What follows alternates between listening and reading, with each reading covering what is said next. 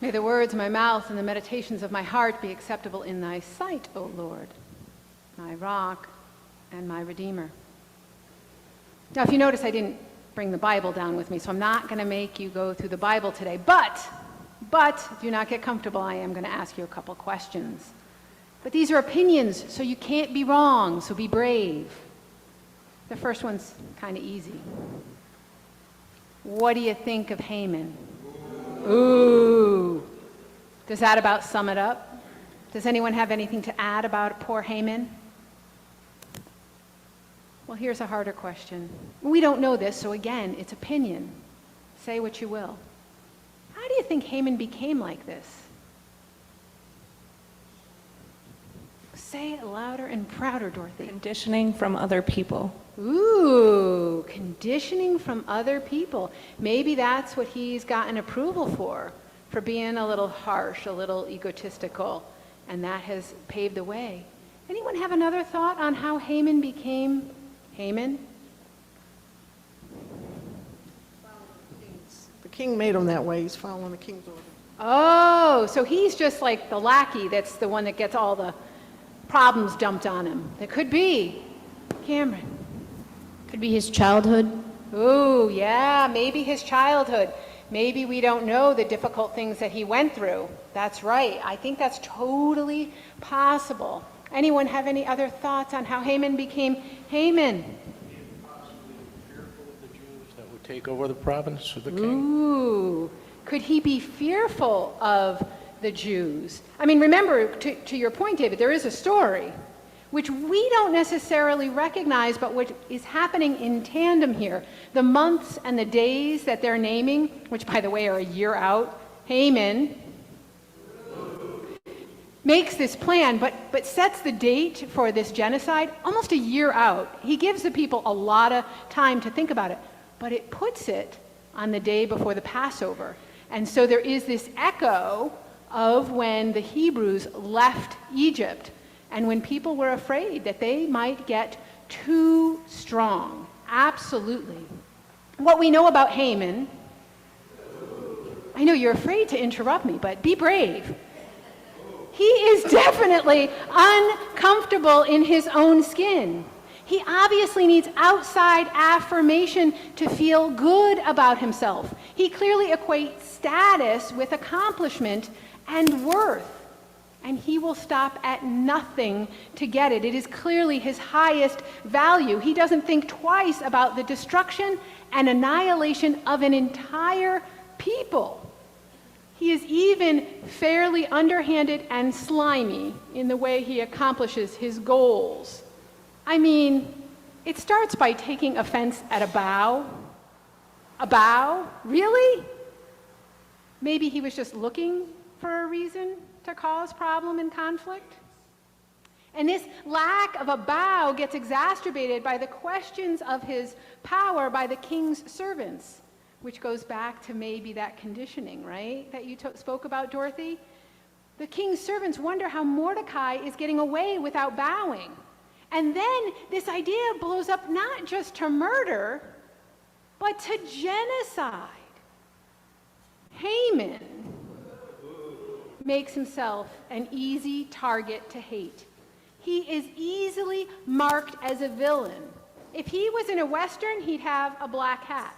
If he was in a film, he'd have ominous music playing behind him. If he was in a comic book, we might see his eyes flash black, or perhaps a dark looming cloud would show up behind him, threatening lightning and bringing our arms tingly. I mean, this guy sold Ahasuerus on the idea of enslaving the Israelites, which is bad enough. But then he sends out an edict to have them annihilated and destroyed. And in English, we do not hear the depth to which he has fallen, because this sleight of hand reveals how truly underhanded and manipulative he is, because he uses two words, one for enslavement and one for death, that differ only by inflection. Is it bow or bow? Right? Same concept. And so in using it, he convinces Ahasuerus to enslave them, but sends the edict out to have them murdered. I wonder if this was planned. This ambiguity was something that he had a way of like a get out of jail free. Well, I didn't say that. I didn't mean that. They must have misunderstood his way to slither past real understanding of what he was doing. Can't you just see Haman in your mind's eye? Hair slicked with oil, nails filed to a point, a fake half smile that is meant to assure you but makes you queasy. Maybe even a good cape to flourish in his conniving. The one we love to hate, Haman.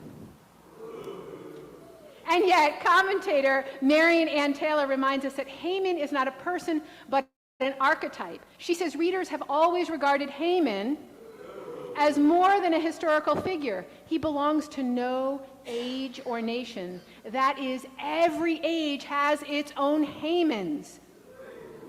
Those who put themselves before others, profit above the populace, power above principles.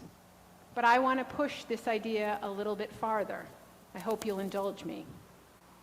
I want you to think in your own mind, quietly for a moment. What character in the book of Esther do you most identify with? Is it Vashti, the queen who refused to be shamed? Is it Mordecai, the cousin who watches over Esther? Is it Ahasuerus, the king who writes these wild edicts? Or Esther, who is the heroine of our story? Or maybe one of the eunuchs that care for the women and acts as messengers between Mordecai and Esther? Or the king's servants gathering outside the gate to gossip and incite unrest? Or Haman, the character we're talking about today? Who do you think you're more like? Who would you like to be more like? So let's see. If you think you're more like or would like to be more like Vashti, raise your hand. Oh, come on, I like her brazenness. I like Vashti. Okay. How about Mordecai? Who wants to be more like Mordecai? There you go. Mordecai. Wisdom, that's right. Care. How about Ahasuerus? Oh, look at all those hands fly up. Esther. Does anyone want to be Esther? Esther, I hear you. Or a eunuch? Or the king's servants? Guys, people are abstaining, big time abstaining in this. How many of you want to be more like Haman? Yeah, the reality is, even though y'all aren't voting, that I would bet not a one of you said, ooh, gee, I want to be more like Haman, or I am more like Haman. But now I want you to do me a favor. Close your eyes. I want you to be honest in this only to yourself. You need say nothing. You need not nod. You need not share what's coming to mind. I want you to think of your full self. Not just what you've done, but what you've thought about doing. The full you. The one the public sees, the one your closest loved ones know, and the one no one knows except you. And even the one perhaps you'd rather not acknowledge to anyone, sometimes even yourself. That place where desire, rebellion, and greed or entitlement may lurk. That place where I deserve it sits, where what about me exists. See and acknowledge yourself fully, both for what you do and what you might restrain yourself from doing.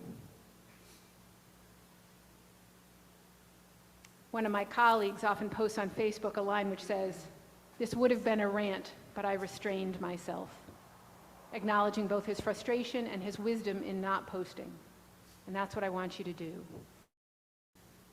See the fullness of yourself. Now, without saying it, only to yourself, which character are you really? Maybe a better way of saying it is, which characters are you really?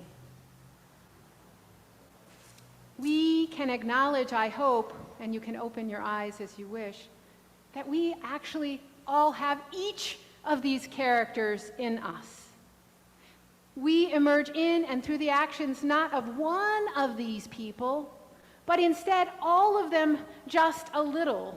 It is easier on our psyche to say we are Esther or Mordecai or even the eunuchs, but truthfully, let's be true, we are Ahasuerus and Haman and the instigating palace servants as well. And we need to acknowledge and wrestle with each and all of these inclinations, both as individuals and as communities. What do we want to do versus what should we do? Making space to feel our feelings and also recognizing that we don't have to act on those feelings. Haman is not our enemy, but he is us without boundary, conscience, and propriety. He is us without compassion, empathy, and the understanding and appreciation for mutuality and diversity. Haman is ego unleashed on the world. Haman is power unchecked. My father used to tell me, be careful whose back you stand on to climb the ladder, because they're going to be waiting for you if you ever come back down. Of course, one could be radical and consider what society might look like without ladders at all, but that radical thinking is for another day. We can acknowledge that we are acculturated to believe that that will never happen. We climb, climb, climb, and believe that we'll never come down, that there will be no consequences for our actions. But our faith tells us otherwise. Our faith tells us if we aren't called to account in this life, we will be in the next. And this tale bears that out as Haman gets caught in his own plot, which we will explore even more deeply over the next 3 weeks. And our friend Haman is the embodiment of all those other biblical scriptures about wealth and power. And I did look this up for you this morning as I was rereading this. Take a wild guess. How many scriptures, verses, are about money? Go ahead, holler out a number. 100. It's more than 100. It's more than 1,000. Well, it's like around 2,350 roughly. Nearly 15% of Jesus' speeches are about money and possessions. 11 out of his 40 parables. So when someone comes to you with the 7 deadly verses, tell them there are some other things that they might want to pay attention to. He is the one who chose mammon over God. He is the vision of those who do not heed the warning. See, neither wealth nor power per se is sinful. But honestly, we humans don't have a great track record either. We tend to think we deserve it, we've earned it, and we make up stories of why others don't. And we tend to hoard it and protect it, guaranteeing our own future while depriving others of theirs. We tend to tighten our hold on it instead of loosening it, and even leaning into the prosperity narrative of it being a God-given right and promise.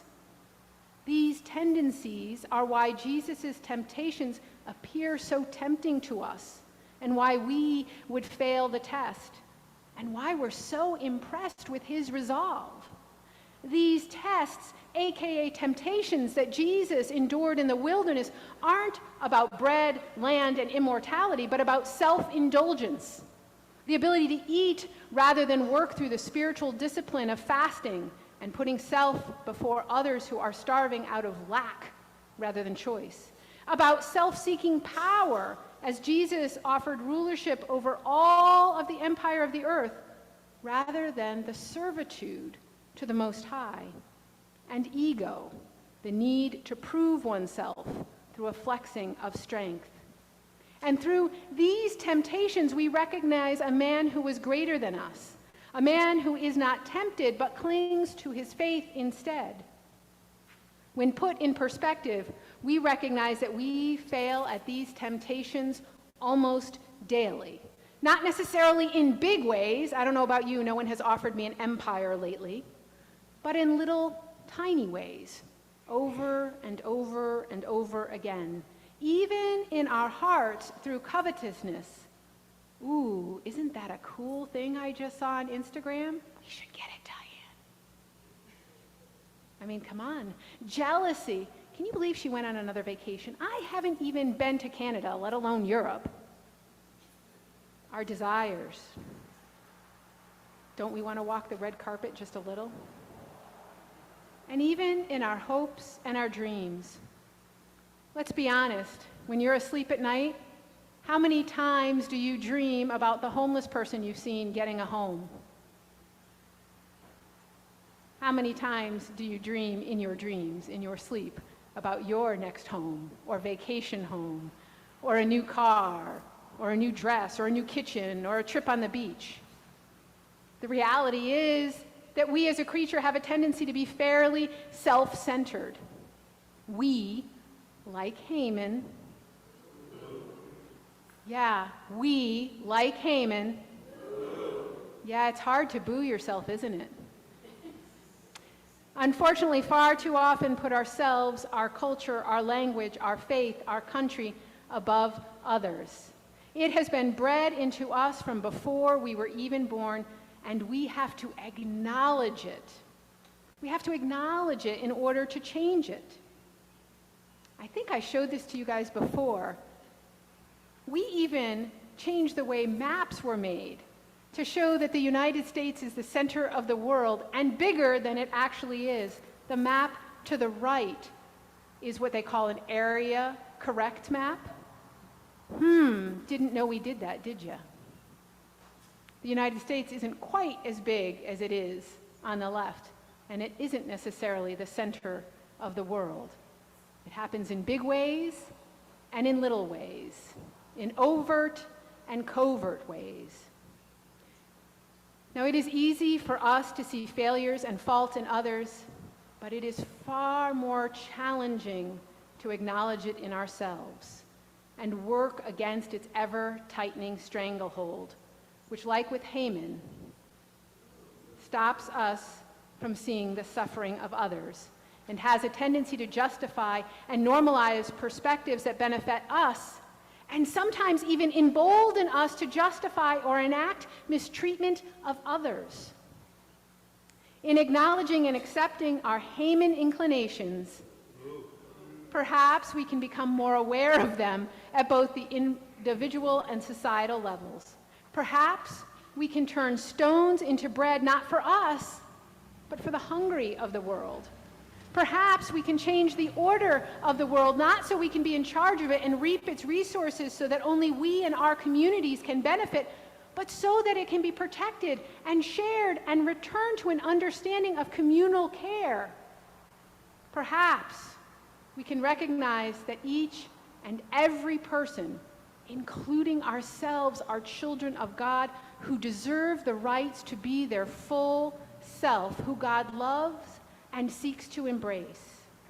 May we each recognize and name that part of us that reflects Haman, not so that we might feel shame, instead that we might bring awareness to our inclinations and mindfully make choices that align with our values rather than our instincts. Amen.